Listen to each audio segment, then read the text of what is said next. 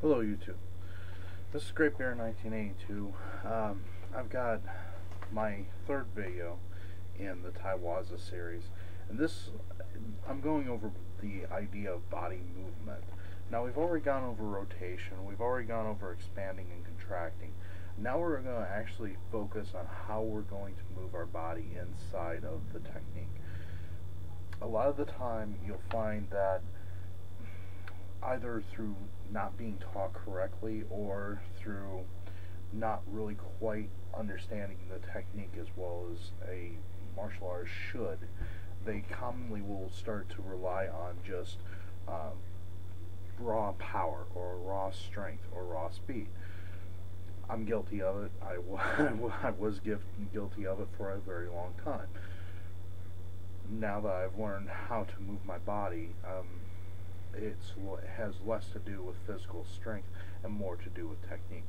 And this is why a lot of the masters were actually able to move actually slower than a lot of the people that they were training with and in a sparring condition against, and yet they were still able to win. Well, this is why they were able to do that, and I'm going to start breaking down the true understandings and the basics behind body movement so that you can start to use these in your training sessions in a real life scenario, or so that you can use them. Alrighty, let's get started. Okay, the first thing that we have to understand is that the body is 70% water. So in those times when we do need to use a powerful movement, or we need to have our strike have extreme amount of power, we're going to want to use a wave movement. Now, think about how water moves. Water moves, and it starts from a small movement, and then it ripples, and the ripples gain in intensity and size until by the end of it, it's very powerful. Remember, a lot of karate schools teach to punch from the foot. I'm not going to go over the simple basic punch. You should know that already. What I am going to do though is I am going to add the idea of putting a wave into that movement. So if I just simply start the wave down at my little toe and I just let it rotate and come straight out, and I have this wave movement come out, boom. That's where the power comes from. It's just boom, okay? Now, if I want to, I can start the wave at my shoulder. I don't even have to let it come from my foot. I can let it just come straight from my shoulder. If I throw the punch straight from the shoulder, it's one of those. It just comes. See how the shoulder moves? And by moving the shoulder, then I follow it up with the elbow. And by following it up with the elbow, now I'm going to follow up with the wrist. And then at the last second, I'm going to snap my hand closed like Bruce Lee would when he was delivering a punch. And so by combining all those aspects, just boom, okay? When it comes out at the last, right? Also, you want to be careful with this. You want to make sure that you have good technique in throwing your punch and make sure that your wrist is flat when it makes contact. But as long as you ensure that your wrist is flat when you're making contact, and you make sure that you're focusing everything through here, it will allow you to put it straight out into your opponent, and now you can use this wave mentality. So what that will do is not only will that add power, but it will also add fluidity to your linear attacks. The next thing that you have to understand is that a calm, relaxed body is a fast, agile, and strong body, because then you can use your entire body instead of just using part of it. Okay? So if someone grabs me, let's say they grab my hand, okay? Yeah, I can just rotate my wrist out. But if you remember what I was teaching you with the rotation is to go through. Okay? So what I'm doing is not only am I rotating the wrist, but I'm also moving my body forward. I'm also stepping forward. I'm stepping forward into, okay? So now not only do they have to deal with the rotation, but they also have to deal with my forward movement. Okay? That in itself adds a whole larger dimension to my opponent that he isn't realizing is happening until it's too late. And quite honestly, as he's picking himself up off the floor, he's going to be like, okay, how did that happen? And he won't understand. You'll know because you're the one who did it. Okay? Also understand that the first, and this is the biggest point, probably, period. I think this is the main reason why we study martial arts to begin with, is to negate and handle fear. What fear does whenever you're in a combat situation or you're in any situation where you are afraid, first thing happens, your body locks up, your muscles lock up, your mind locks up, and you are petrified. You just stand there still, okay? And whatever is coming at you is going to come at you, and there's really not much that you can do about it, okay? That's total fear. The next thing is sometimes your body will have that fear, but it'll instinctively put its hands up to block something incoming, okay? This is what started the whole idea of stances or kamae, or however you want to call it, okay? It was the idea of, I'm going to put my hands in between me and that, okay? So whatever it was coming at me, I'm going to put my hands up in front of it, okay?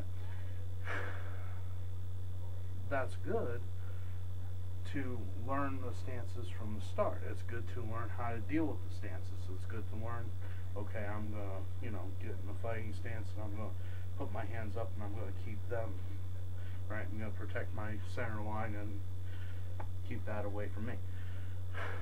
That's good, but the problem is that sometimes we become too fixated into here. And when we become too fixated on a special stance or a certain stance, we'll negate all others, or we'll negate movement, period. Because we think that if we get outside of that stance, we won't be able to defend ourselves. That's not true. A stance is just simply a way of putting your hands up to prevent you from being hit by that. Okay? So, because we're moving, we are going to be able to start negating the effects of fear. Okay? This is how we're going to negate the effects of fear physically. Okay. The next thing I want you to understand is that relaxed muscle is harder to injure than tense muscle. Okay? I'll go ahead and explain that. If my chest muscle is nice and relaxed and it is hit by a force, okay, what happens is that force is redistributed over and across my entire area here, okay? If I tense it up, right, see what happened? The impact bounced off of, okay? This is something else, something that you have to understand, especially when you're doing a shooting or a recoil, when you're shooting a large recoil weapon like a 12-gauge shotgun with 3-inch magnum slugs, okay? You put that shotgun against your shoulder, I don't care how hard you put it up against that shoulder and how tight you keep it in there, you will feel the recoil off of that. Even if you have a recoil reducing stock, which I do, you will still feel the recoil off of that. You have to keep yourself loose so that you can absorb the recoil, okay? This is the same type of idea. Don't tense up, because if you tense up, the recoil or the force won't have anywhere to go but to go straight into that muscle. So it's going to injure that muscle a lot more than it would if you were just to keep it relaxed, okay? So relax, move, breathe. Okay. The next thing I wanted you to understand is to move away from the force of an attack, okay? Never toward it, and never letting it have a solid base to act against. Okay, this is basic physics. Okay, basically, it's the age-old physics adage. If a boxer is throwing a punch and I move my face towards the punch, what's happening is I'm doubling, if not tripling, his power of effect upon my face. Okay, if I just stand there and let him hit my face, he'll hit my face with the normal effect. Okay, so if I move forward, the effect for him is greater. The effect of his punch on my face is greater. If I just leave it stationary, it's normal. However, if I move it away, if I move my face away with that punch, what will happen is that punch then has less of effect, if it even hits me at all. Okay? Because I'm moving away, that punch will have less of an effect. So, what are we going to take away from this? Okay, there's going to be less of an effect of his power is going to go into my face. And that's what we're wanting to do. We're trying to mitigate damage. We're trying to mitigate and control damage. The fact of a combat situation, the biggest thing that you're looking out for is you want to negate as much damage that is done to your personal body or the people that you are there to protect as much as possible. You do not want them to be damaged. You don't want yourself to be damaged. So you're trying to keep that from happening as much as possible. Okay?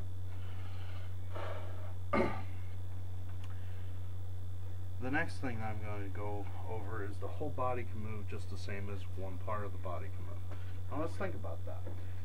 If my opponent is going to grab my hand and it's extended, or I'm in a stance or whatever, and my opponent is going to try to grab this arm, I'll just move the arm. I'll just get it out of the way. I can always bring it right back up, you know. I'll just move it out of the way. Or I can use it to lead into something else. Okay? Not only, if I want my opponent to not grab my hand, I can also move my entire body out of the way. Okay? I've got the ability. Move the hand, move the body, either way, I'm moving out of the way. Okay? And the last and most important point here, guys, is by moving our body, we are taking our opponent's power away. This goes back to that point that I had of relaxed muscles harder to injure. If you're moving away from the force of the attack, you know, it doesn't have as much power. By moving, we are taking our opponent's power away from them. By doing that, inherently, our fear level will go down because we're starting to realize, hey, they really don't have that much power. And the power that they do have, if they don't have a base to act against, their whole, everything that they would try to do is pointless. It's like the thing that I was teaching in my first Tai Waza video of, if they push my shoulder and I rotate my body, okay? Yeah, okay, I can rotate my body and bring this up at the same time using that power, okay? The whole point of me rotating was to take the power away from that push, is to negate the power of their attack. So, that's it for this video. I appreciate your views, I appreciate your comments, I appreciate your time. Defend your homes wisely.